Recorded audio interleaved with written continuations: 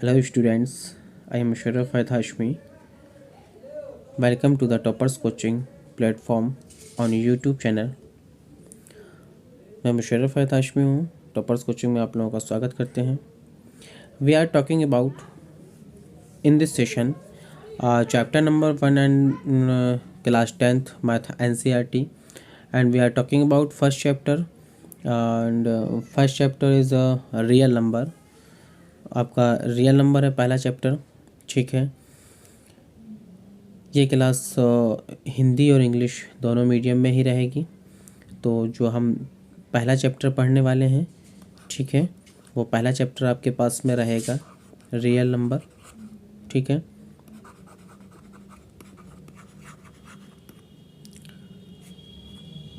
In this chapter हम कई चीज़ें पढ़ेंगे और बहुत सारे इसमें टॉपिक्स होंगे. बहुत सारे टॉपिक्स में आज हम लोग इस चैप्टर की इंट्रोडक्शन क्लास करने वाले हैं. इंट्रोडक्शन में हम ये जानने की कोशिश करेंगे कि इस चैप्टर में हम लोगों को क्या क्या पढ़ना है, कौन कौन सी चीज़ें पढ़ना है, कितने हमारे पास में टॉपिक्स हैं और किन टॉपिक्स को हमें कवर करना है. ठीक है, तो ये सारे टॉपिक्स जितने भी हैं उन सबको हमें कवर करना है. तो वो कौन कौन से टॉपिक्स होंगे, क्लास 9th में हमने कौन सी चीज़ें कवर की थी, नंबर सिस्टम में क्या था, what is natural number and integer number, whole number, rational number, ये सारी चीज़ें क्या थी. तो ये आपको थोड़ा सा समझना होगा और समझने के बाद में हम इस चैप्टर में जो बात करने वाले हैं वो फर्स्ट ऑफ ऑल जो हम बात करने वाले हैं इसमें, तो मेन पॉइंट हमारा जो ये रहेगा वो रहेगा यूक्लिड डिवीज़न थ्योरम पर. ठीक है ना. सबसे पहले हम पढ़ेंगे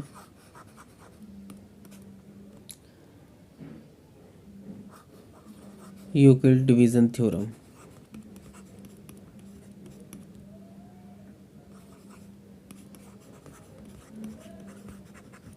ठीक है, यूक्लिड डिवीज़न थ्योरम या इसी को हम लेमा भी बोल सकते हैं. यूक्लिड डिवीज़न थ्योरम या फिर लेमा. ये वैसे तो अगर ऑफिशियली देखा जाए तो थ्योरम अलग बात है और लेमा अलग बात है, लेकिन ये इतना इंटरेक्टिंग है दोनों एक दूसरे से ईच अदर कि हम इसे एक ही मान सकते हैं, सिर्फ मान सकते हैं. एक्चुअली में ऐसा होता नहीं है. ठीक है, तो ये जो थ्योरम है इस थ्योरम में हमें क्या देखना है, सीधी सी बात, हमें सिर्फ इतना याद रखना है इस थ्योरम में कि मान लीजिए कि आपके पास में दो पॉजिटिव इंटीज़र हैं. क्या है आपके पास में? दो पॉजिटिव इंटीज़र हैं. दो पॉजिटिव इंटीज़र आपके पास में a एंड b हैं. ठीक है, दो पॉजिटिव इंटीज़र हैं आपके पास में a एंड b. ठीक है, तो इसके लिए हम दो होल नंबर लेते हैं, first q and second r. Let. ठीक, तो इसमें एक जो रिलेशनशिप हमारे पास में निकल करके आता है वो ये आता है कि a is equal to b q plus r. ठीक है, अब ये जो a is equal to b q plus r जो है ये according to Euclid division theorem पर बेस्ड है. तो यहाँ पर जो आपके पास में a है, ये a एक्चुअली में आपके पास में होता है, इसे हम कह सकते हैं डिविजिबल या हम इसे कह सकते हैं डिविडेंड.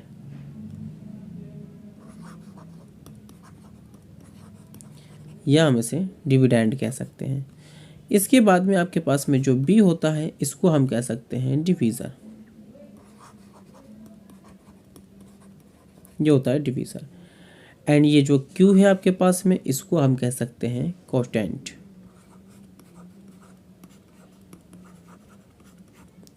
और ये जो आपके पास में r बचा इसे हम कहेंगे रिमाइंडर.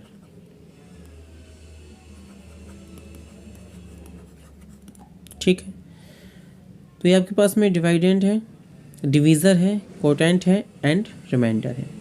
सिंपल कुछ भी नहीं है.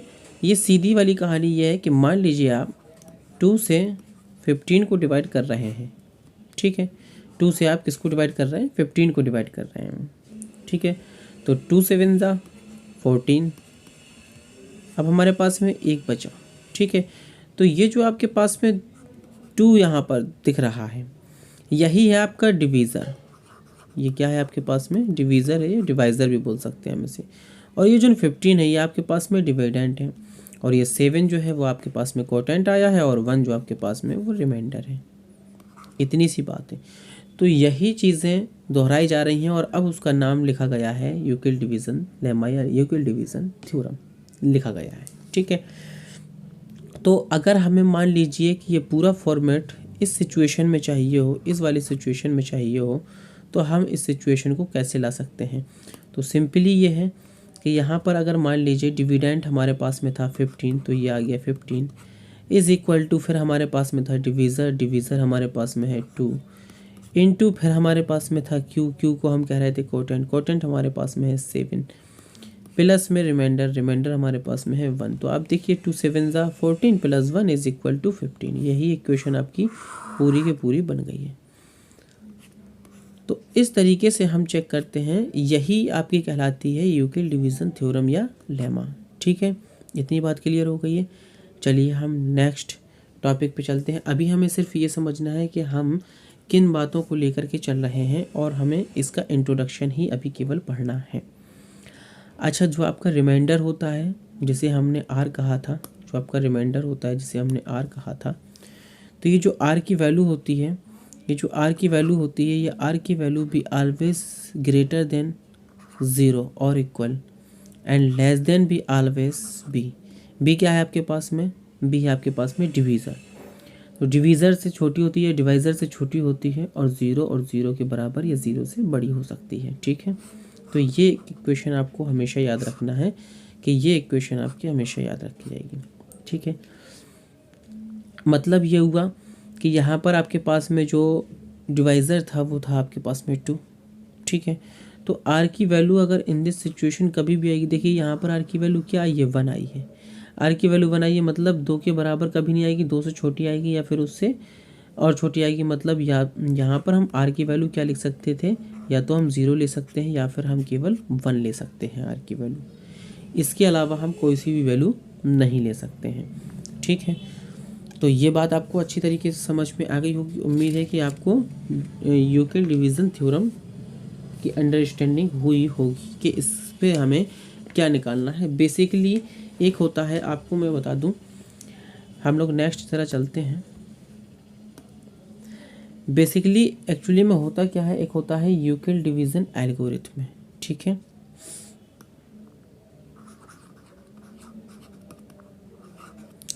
Euclid division algorithm.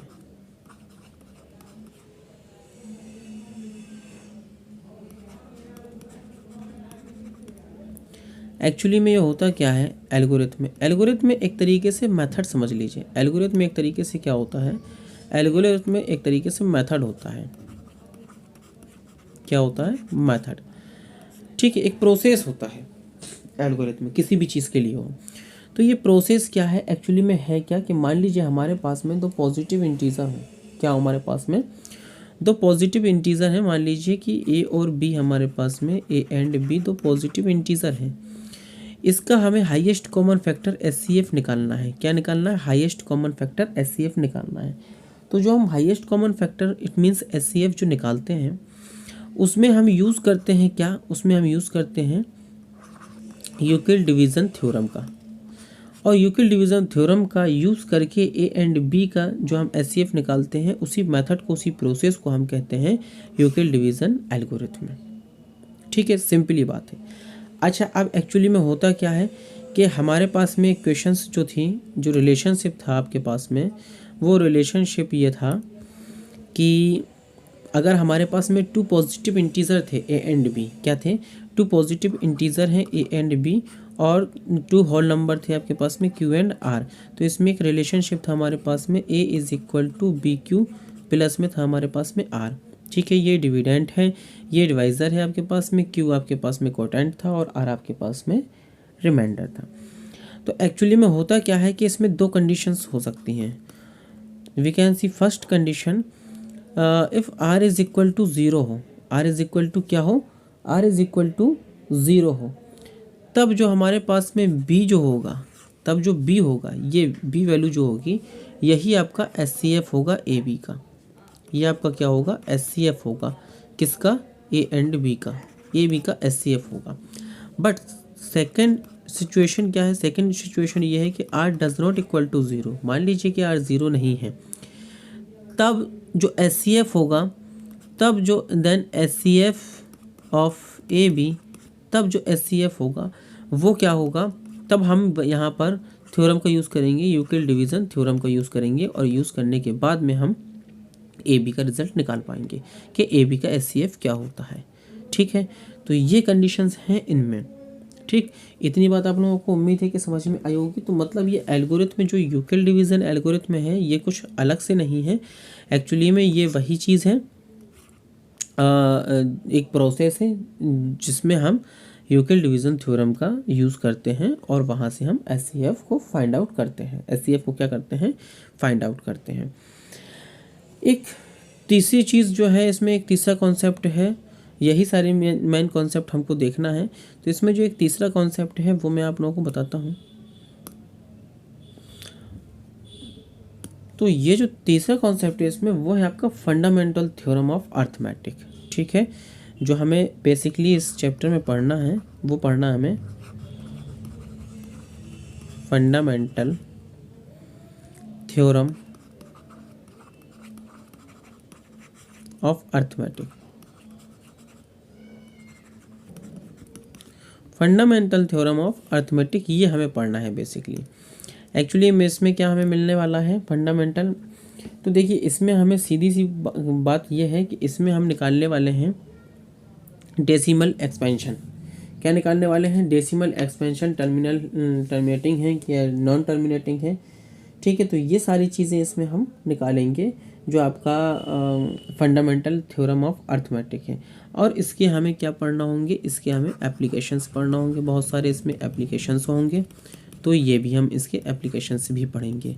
ठीक है, तो ये एक्चुअली में आपके पास में इसमें हमें देखना होगा जो इरेशनल नंबर होते हैं, जैसे मीन्स √2 होता है, √3 होता है, √5 होता है, ये सब इरेशनल नंबर होते हैं। तो how can possible it is irrational number, है ना, ये सारी चीज़ें। तो हम ये सारी चीज़ जानने की कोशिश करेंगे कि ये इरेशनल नंबर कैसे हैं और क्यों हो पाते हैं। ठीक है, तो ये इंट्रोडक्शन पार्ट था आपके पास में। अब अगर आप लोगों को पूरा पार्ट देखना है तो चैनल को सब्सक्राइब करना पड़ेगा। चैनल को अगर आप सब्सक्राइब करते हैं तो नोटिफिकेशन आएगा, और जैसे ही इसका पहला पार्ट निकल करके आएगा, यानी कि जो फर्स्ट पॉइंट जो 1.1 एक्सरसाइज है उसको लेकर के जो भी वीडियो आएगी वो सबसे पहले आप अपडेट तभी हो पाएंगे जब आपने सब्सक्राइब किया होगा चैनल को। तो एटलीस्ट चैनल को सब्सक्राइब ज़रूर कर लीजिएगा। ठीक है।